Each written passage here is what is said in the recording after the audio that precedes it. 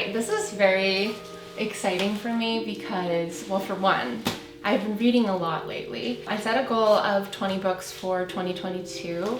My goal last year was just actually 12, and I was never able to make it through. What's wrong? I was never able to make it through 12 books in a year, like one a month before, but last year I actually did hit my 12 goal. So I was like, you know what, this year I'm going to try to step it up and read 20 books. It was what seemed like a far-fetched goal, but okay, let me go into my Goodreads. I'll put the link to my Goodreads if you guys are interested in that. But so far I have read 15 books and it's just the beginning of June, so I think we're doing pretty good. We're doing pretty good. I wanted to start off with some page turners because these are the books that are going to get you into reading. I'm not gonna lie, I've always been a huge bookworm, but here are actually some books that I think reignited my love and passion for reading, and books that really kind of like took me away from reality and brought me into the author's world. And I find that these books are always the ones that I read one and I'm like, okay, I need to keep reading, whether it's by the same author, whether it's just a different book in the same genre. They motivate me to keep reading, and I wanted to share these firstly because I think that these are books that are going to get you into reading whether or not you have been kind of a bookworm in the past. So it looks like I have more than 5 books, but it's because one of them is a series.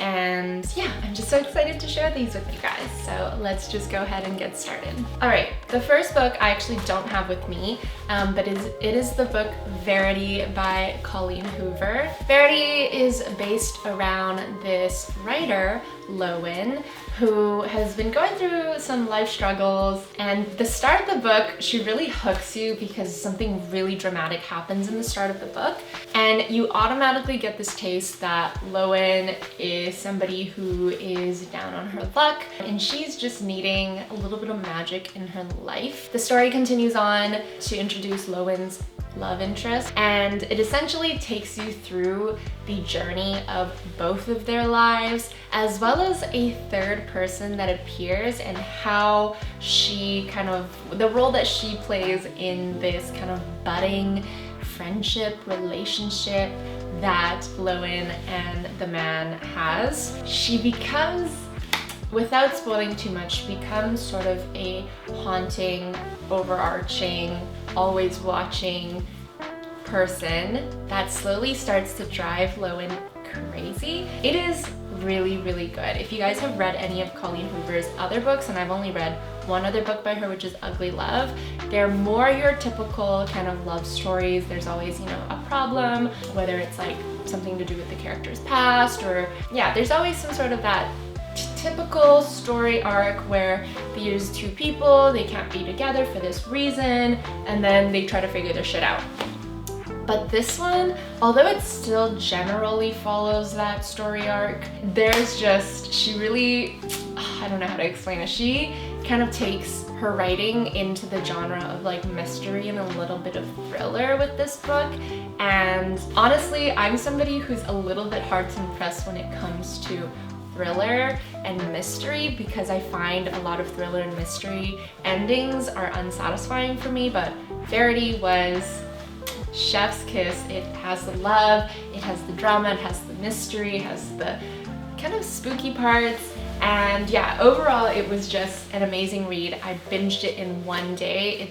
All of her books are quite easy to read, so they are quite, you know, they're quite short and you're able to go through them pretty quickly. The next books that I have to mention, which I don't think they need a mention, I'm definitely way late into this game, but it is A Court of Thorns and Roses, the series, and I have all of the books here, which I will talk about, but oh my god, this series, you guys, this series. Okay, if Harry Potter was my childhood fantasy favorite, because it is, then this would be my spicy adult fantasy favorite, without a doubt. Like, it just has everything that I love about a good story. It has magic, obviously. It has mystical creatures, has this whole other world that you learn about, and then of course it relates to humans, which I do like when fantasy books kind of relate to humans because it feels a little bit more realistic and relatable. It has love, it has drama, it has betrayal, it has war, it has sex, like it just has everything, and truly it is such a page turner. I guess I would quickly talk about the storyline, but first book is loosely based on the story of like the Beauty and the Beast. Essentially, there's this girl in the human world. She does something which causes a consequence of her being taken to the magic world. Yeah, it's just kind of the story of her and the person that takes her to the magic world and how their relationship grows over the course of this book.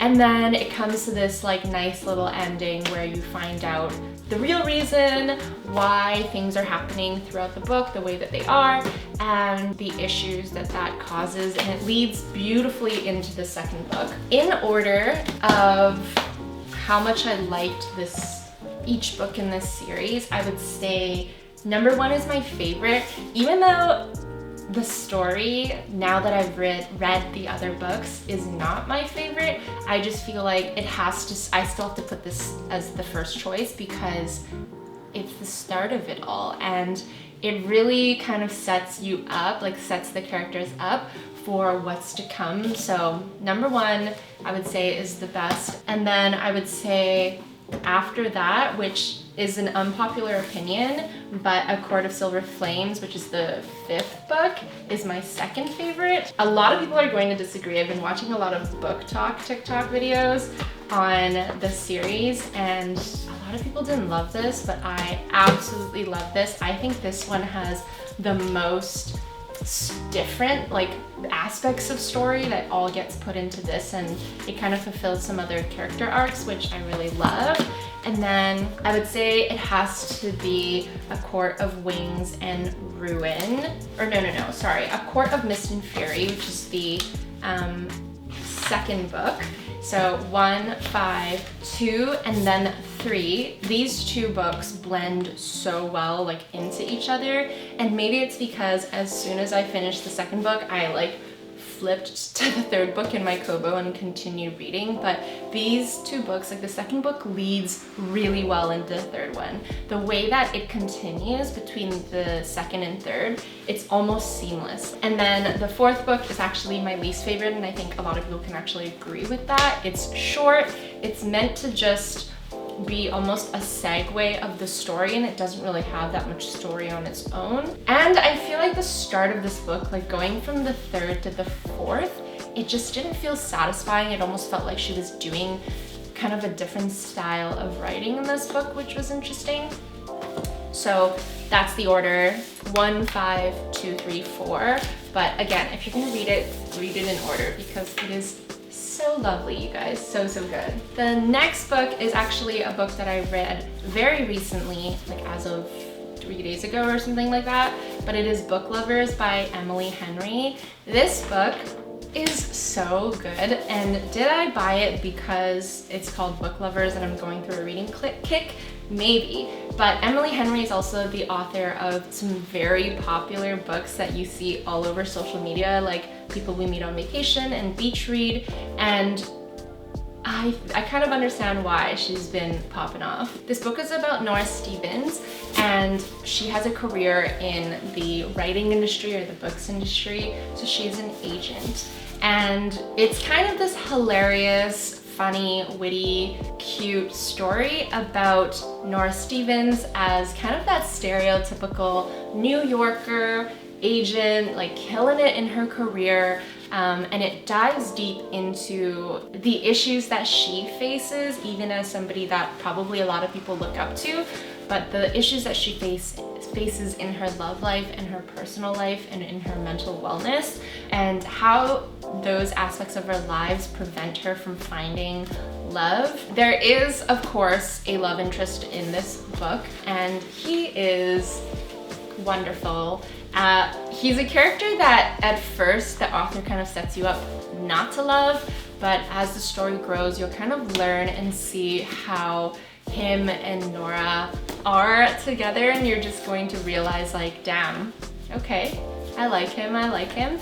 It also talks about her relationship with her family as well. And the book actually isn't set in New York for most of it. So Nora and her sister decide to take a little vacation to relax, but soon she kind of finds out there's probably a little bit more reasoning as to why they went to vacation when they did, where they did, and as fate has it, she kind of discovers her own, I guess, like reasons to love on this vacation.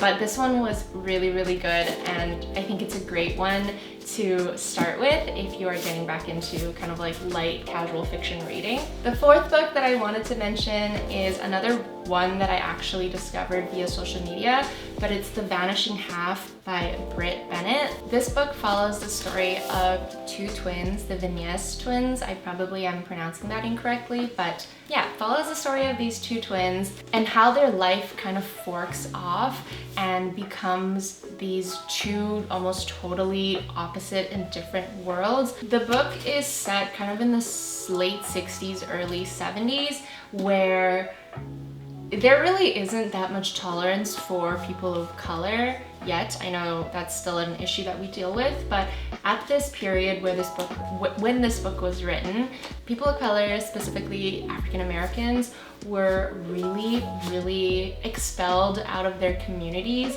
But the twins actually come from this community where there are a lot of people of color, but they almost, it's like their goal to be assimilated into white culture, to the point where they actually try to consciously pick lighter skin partners so that their offspring will have a lighter skin tone. It's an interesting sort of community because I think it was kind of similar for other people of color living in America at this time. Like, you would want to, you know, be a part of an American white family. Anywho, it talks about these twins and it follows the entire kind of like timeline of their lives from when they were kids all the way to where they are now.